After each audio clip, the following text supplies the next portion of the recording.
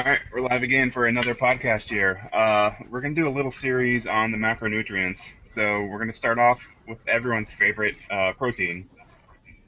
So, everyone knows protein's important, but I don't know if everyone realizes why necessarily. Thank you, Andrew. No. um, so just a general idea, or not idea, what protein is. It's broken down into amino acids. Um, just to make things easy, there are about 20 amino acids that the human body can use, 9 of those being essential amino acids. The difference between essential and non-essential is your body can make the non-essential ones from other aminos and lipids in the body, but lipids, that's a fat, sorry. But the essential ones, you have to digest it for it to be used. So that's why it's important. We talked a lot about having a complete amino profile in the meats and other sources of protein that you get. That means those sources either have all 20 in the food itself, or you can eat a varied diet. This is especially important for vegetarians with plant-based foods. They don't have full profile, but you can eat several different sources of protein and cover your bases of all 20. Um, do one of you guys want to go into exactly what protein does in our body, though? Come I on, guess I guys. could. I guess I could, because Matt's just kind of staring there with a stupid grin on his face. Well, protein is ultimately the building block for your body.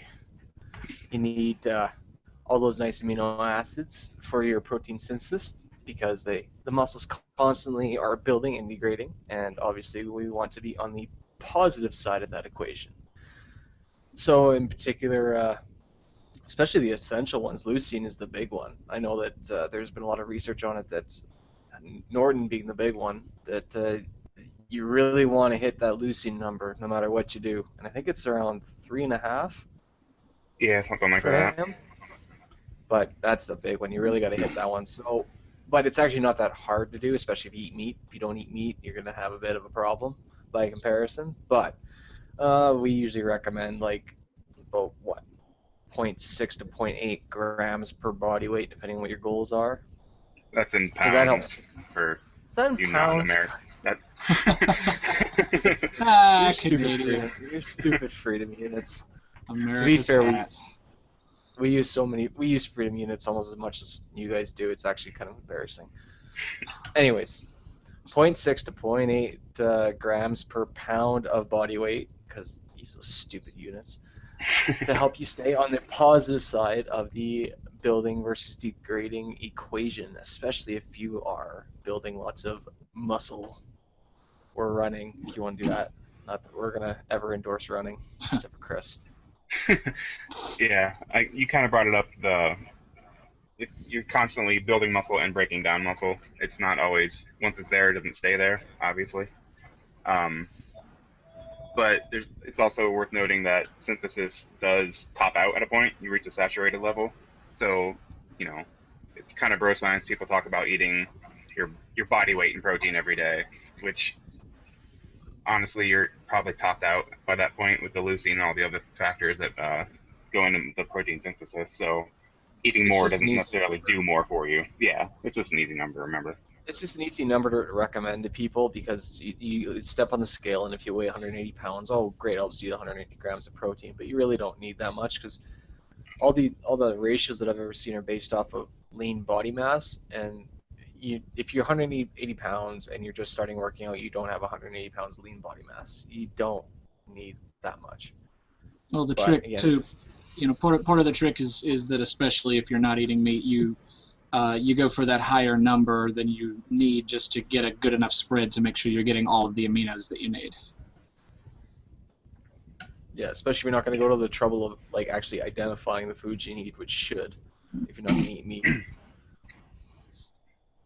Yeah, that's always been my qualm with vegetarianism.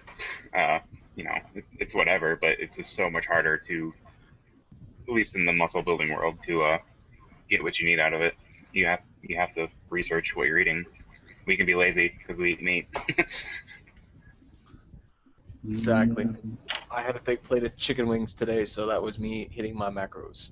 Delicious, delicious meat. So we're sorry, vegans and vegetarians, but we all like meat, and that's just a fact. Sorry.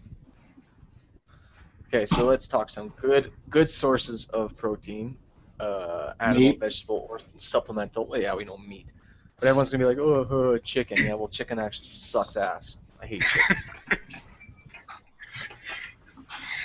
Do you just hate the taste of chicken, or? Well, okay, mostly because it's just really bland, but also because chickens are really dirty, scummy animals, and I just generally don't like them. But I will eat chicken mostly because it's just easy. Yeah, that's actually a really good point for those who don't know. Chickens are clean. We have pigs have that reputation as being horrible, filthy creatures. They're about the cleanest animals that you could ever expect to have. Chickens, on the other hand, shit on themselves, on each other. They eat their food off of it. Yeah, not so nice. They are shitty creatures. They are not Quite literally. good animals. Yeah, yeah. They're swimming in vats of their own shit in their coops, and they're not pretty animals in any way, shape, or form. But everyone loves to eat them because they're a clean food. But really, All right. Well, Eat since up, you America. guys have your disdain for the poultry, Matt, you're a chef, and Andrew, you're a butcher at one point. What do you guys recommend meat-wise that we could go for? Something different, Steak. maybe cheap. Beef, definitely. Pound for pound, beef has more protein in it than chicken's going to have. Of course, I think pork beats them both, but it just plain tastes good. I mean, that's Andrew's complaint is a complaint I hear from so many people. Chicken is so bland. Chicken is so bland. When you want to describe something that has a taste that's fairly indescribable, what do you say? Oh, it tastes like chicken. Nobody ever says that shit about steak. What does steak taste like? No. It tastes like murder. It tastes like awesomeness. I would say Yeah. that steak is definitely like beef in general is the one that I try and eat more of than probably the average person. But I do settle with chicken a lot, mostly with barbecue sauce, slather it all over it to cover it up, or lots of salsa. But if someone really wanted to get off chicken, they are probably better off using a nice lean cut of beef or a steak. Like a ribeye might be a bit too fatty for some people with if they're watching their macros, but a strip loin or a top sirloin works really well. Tenderloin obviously works exceptionally well, but it's expensive as fuck. And a lot of the times it's beef chunks, at least up here in good old Kanakistan, are generally like 90% done. So if you're all worried about work, you don't have to put a lot of work in. And we don't sell, at least at the regular stores, a lot of the weird cuts by comparison to the U.S., like hanger steak being a good example. Always used to get questions about, well, do you guys sell hanger steak? I'm like, no one wants hanger steak. Well, I saw it on the Food Network. I'm like, I don't care. No one actually wants it, except for 1 week because they saw Rachel Ray cook it or some stupid shit. Yeah, So- hanger steak is we would call that skirt steak or flank steak here. It's a little different, but it's almost the same thing. That shit used to be dirt cheap, and then everybody on the Food Network started making fajitas with it. All of a sudden, it's more expensive than ribeye. Which is hilarious. That is absolutely hilarious. Isn't that a really tough cut of meat too? It is, but it's a very striated piece of meat. Like all of the muscle fibers run in one uniform direction. So if you cut it against that grain, so that it still has the striations, but they're very, very short, then your mouth doesn't feel the toughness of it. It just breaks apart in your mouth. Gotcha. Yeah. It's a kind of meat you need to know what to do with it. If you don't know what to do with it, just buy something else. And it has a lot of flavor, but there are better investments of your time and money. This is Personally, true. that's my opinion.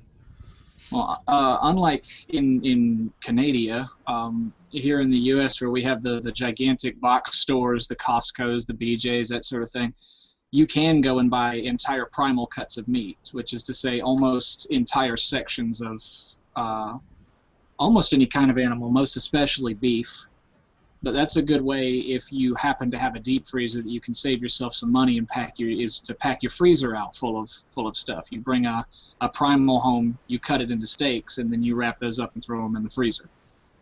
God, I just bought to do jerky. I just bought a bottom round primal the other day. The lower chunk of it was about 15 pounds and cost me $4.99 a pound. That's pretty darn good for beef, at least around me. That's pretty darn good for beef anywhere in this country. Yeah, we don't sell beef that cheap. You're different. All right. Well, we all know animal products are obviously going to be good for protein, but vegetable-wise, what I think of beans off the top of my head, and the bean is king. Yeah. We at work we deal with a lot of vegetarians and vegans that want to know how to get their protein in, and it's almost always beans of some variety, and you think you get bored of that, and eventually you will, but there are so many different types of beans, and they have such a variety of color and flavor as well that it's hard to get too overly tired of just beans as a concept.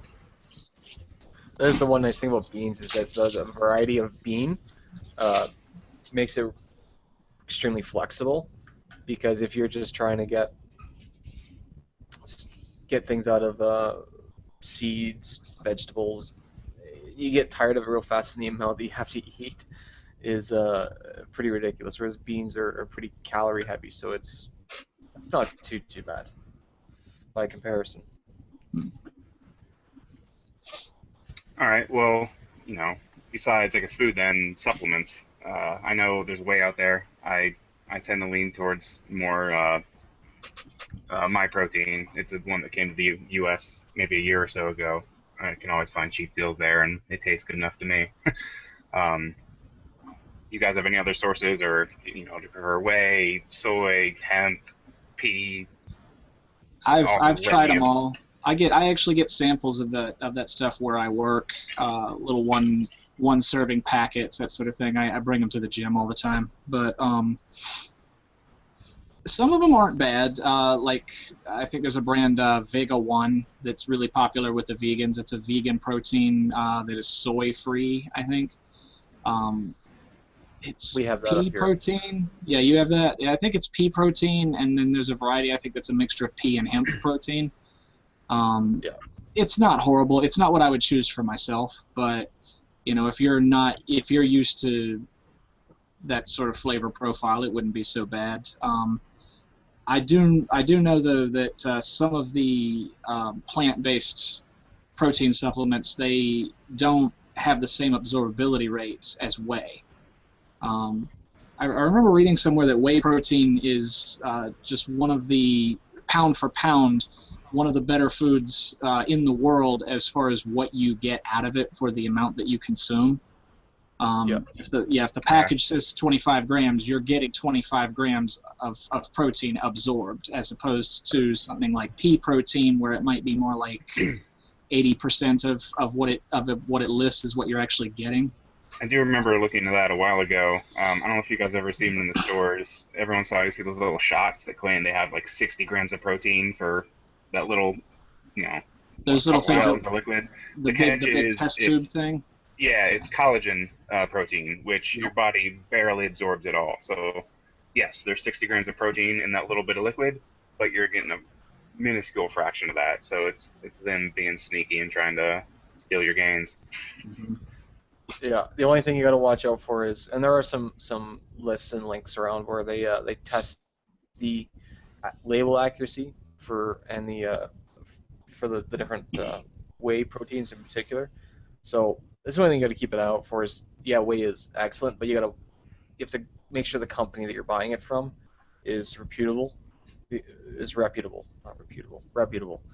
Otherwise, you're gonna have. Otherwise, But it's just like with any of the supplement nutrition industry it's not really well regulated. So buyer beware no matter what you do, and definitely look and shop around no matter what you use.